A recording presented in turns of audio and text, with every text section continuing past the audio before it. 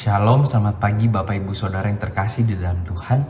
Puji Tuhan, hari ini kita diberikan kesempatan lagi untuk boleh sama-sama merenungkan firman Tuhan. Sebelum lebih jauh masuk dalam firman Tuhan hari ini, mari kita satu dalam doa. Tuhan, terima kasih untuk waktu dan kesempatan pagi hari ini kami boleh datang kepadamu. Kami mau merenungkan firman-Mu ya Tuhan. Kiranya Tuhan Engkau persiapkan hati kami, biarlah hati kami boleh menjadi tanah yang subur, yang siap ditaburi oleh kebenaran firman-Mu. Terima kasih Tuhan, dalam nama Tuhan Yesus Kristus kami berdoa dan mengucap syukur. Amin. Bapak Ibu Saudara, hari ini kita akan membahas satu tema, yaitu memberi dengan kerelaan. Mari kita buka Alkitab kita dalam Roma 12 ayat 1 sampai ayat yang kedua. Roma 12 ayat 1 dan ayat yang kedua. Demikianlah firman Tuhan. Karena itu saudara-saudara, demi kemurahan Allah, aku menasihatkan kamu supaya kamu mempersembahkan tubuhmu sebagai persembahan yang hidup, yang kudus dan yang berkenan kepada Allah. Itu adalah ibadahmu yang sejati. Janganlah kamu menjadi serupa dengan dunia ini, tetapi berubahlah oleh pembaharuan budimu, sehingga kamu dapat membedakan manakah kehendak Allah, apa yang baik, yang berkenan kepada Allah, dan yang sempurna. Mari kita sekali lagi buka dalam bagian lain, yaitu dalam 2 Korintus 8. 2 Korintus 8 ayatnya yang ke-12. Sebab jika kamu rela untuk memberi, maka pemberianmu akan diterima. Kalau pemberianmu itu berdasarkan apa yang ada padamu, bukan berdasarkan apa yang tidak ada padamu. Bapak Ibu Saudara yang terkasih dalam Tuhan, kehidupan kita berkomunitas, berjemaat, dan bergereja tentu tidak lepas dari yang namanya persekutuan. Persekutuan adalah bagaimana kita sebagai anggota tubuh Kristus sama-sama bersekutu dan berkumpul. Untuk apa? Untuk boleh berbagian dalam pelayanan. Sehingga pelayanan tidak terlepas dari namanya persekutuan. Di dalam persekutuan ada pelayanan. Banyak hal yang kita dapat lakukan untuk berbagian dalam pelayanan. Pelayanan firman atau pelayanan mimbar yang dikerjakan oleh para hamba Tuhan. Pelayanan dalam bidang ibadah, musik, mengajar anak-anak sekolah minggu, pelawatan, pembusukan, dan banyak hal lainnya juga dapat kita lakukan dan berbagian di dalam pelayanan. Namun ada satu aspek yang penting dalam persekutuan dan juga pelayanan. Apakah itu? Yaitu hal memberi persembahan. Mengapa hal memberi persembahan ini penting? Karena persembahan diperuntukkan untuk memenuhi serta mendukung kebutuhan kita dalam pelayanan. Persembahan diperuntukkan untuk memenuhi dan mendukung pelayanan yang kita kerjakan.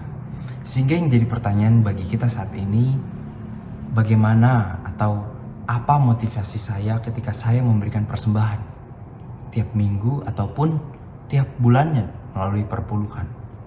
Nah, hal ini yang akan sama-sama kita akan renungkan. Yang pertama, Bapak Ibu Saudara, kita memberi karena telah diberi. Allah telah memberikan semuanya bagi kita. Apa yang kita miliki saat ini berasal dari Allah. Diri kita seringkali merasa bahwa karena oleh usaha saya, tenaga saya, kuat saya mendapatkan hal yang saya miliki saat ini. Rumah, motor, mobil, bahkan uang yang saya miliki, saya dapatkan dari usaha saya. Seringkali kita berpikir seperti demikian, Bapak Ibu Saudara. Namun bukankah sebagai anak-anak Tuhan kita tahu bahwa kekuatan kita menjalani hari demi hari dalam hidup kita merupakan asalnya dari Tuhan?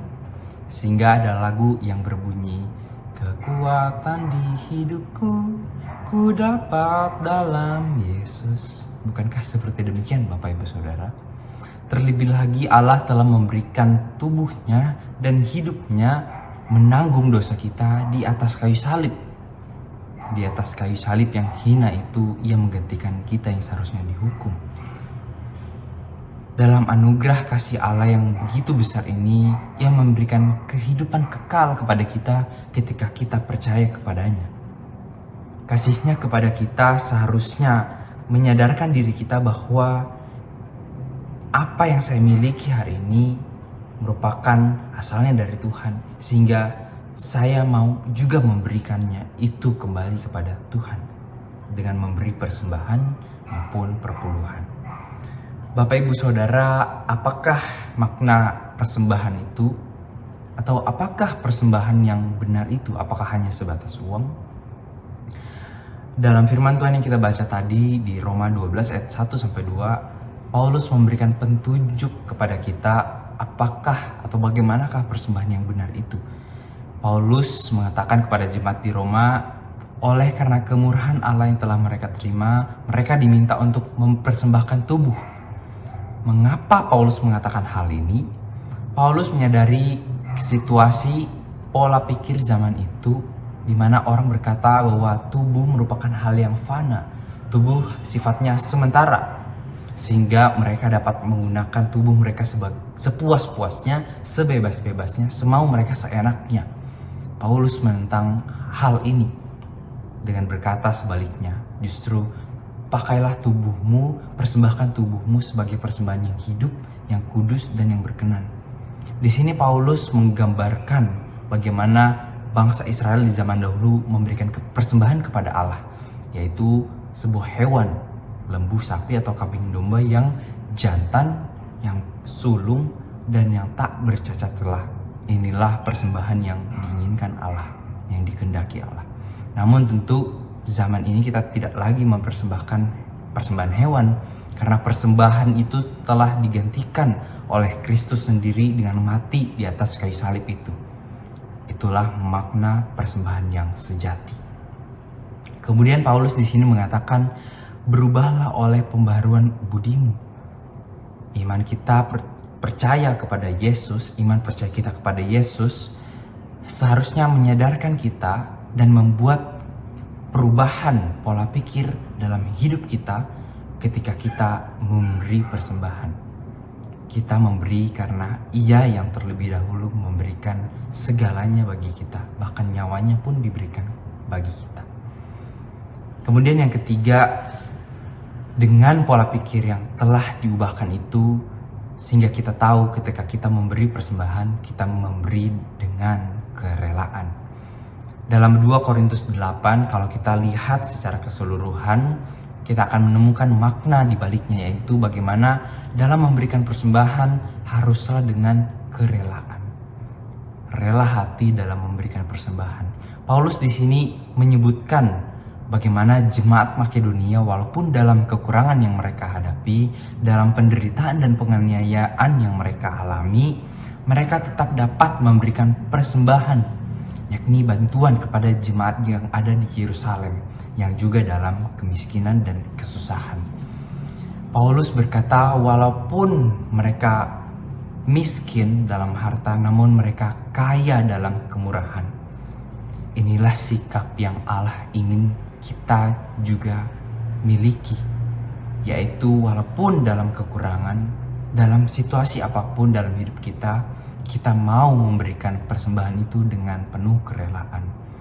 Kita mau memberikan perpuluhan itu dengan kerelaan. Sikap hati kita lah yang menentukan persembahan kita diterima, diinginkan, atau sesuai dengan kehendak Allah. Sehingga Bapak Ibu Saudara, mari dalam setiap kita memberi persembahan ataupun komitmen kita memberikan perpuluhan dalam tiap bulannya, kita memberikannya itu dengan kerelaan hati. Sebab itu yang dikehendaki oleh Allah. Kemudian tidak berhenti sampai di sana, doakanlah persembahan yang kita berikan agar Allah juga boleh berkenan memakainya untuk pekerjaannya yang besar melalui pelayanan kita di gereja maupun dimanapun kita berada. Kiranya firman Tuhan memberkati kita semua, menguatkan kita semua, dan mengubah motivasi hati kita ketika kita memberikan persembahan. Mari kita satu dalam doa. Tuhan, terima kasih untuk firman-Mu yang berbicara kepada kami bahwa Engkau menjadi persembahan yang sempurna itu. Engkau telah memberikan hidup-Mu menanggung dosa kami di atas kayu salib. Terima kasih Tuhan untuk anugerah yang begitu besar ini yang Kau berikan kepada kami. Oleh karena anugerah ini kami sadar apa yang kami miliki hari ini merupakan asalnya dari Engkau. Dan ketika kami memberikannya kembali kepada Engkau, kami mau motivasi hati kami benar di hadapan Engkau ya Tuhan. Sehingga Engkau boleh melihat hati kami, bukan jumlah yang kami berikan. Kami boleh memberikannya dengan sungguh-sungguh dalam kerelaan hati. Terima kasih ya Tuhan, Engkau mampukan kami untuk terus boleh mengingat firman-Mu hari ini. Sehingga dalam persembahan yang kami berikan, perpuluhan yang kami berikan, kami memberikannya terus dengan kerelaan hati. Terima kasih ya Tuhan, di dalam nama Tuhan Yesus Kristus kami berdoa dan mengucap syukur. Amin. Tuhan memberkati kita semua.